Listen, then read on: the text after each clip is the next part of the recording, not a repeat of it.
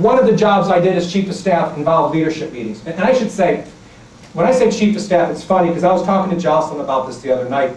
Every time I ask her about one of her friends, she'll say, well, he's a scientist. Or, yeah, but she's a scientist. Okay, I've lived 44 years and I don't know anyone that I could say, he's a scientist. I don't know any scientists. Do you know a scientist? Raise your hand if you know a scientist. Okay, if you're thinking about the professor on Gilligan's Island, he was a professor, he was not a scientist. But I've lived my whole life and I do not know a scientist. And she said, well, I kind of feel that way about chief of staff. It sounds like a made-up position. Okay. Rahm Emanuel. Do you know who Rahm Emanuel is? He was the chief of staff of President Obama. Now, I know whatever you've heard about him, he's now the mayor of Chicago. But he was criticized for strong-arm tactics, such as following men into the restroom to get them to vote a certain way. So people ask me, so you were the chief of staff of this big company, so did you follow people into the bathroom and threaten them?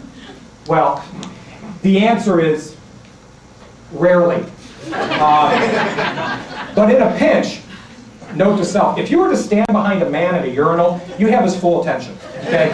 He's not going to make any sudden moves. Okay, write that down and forget it. Okay, I'm just saying.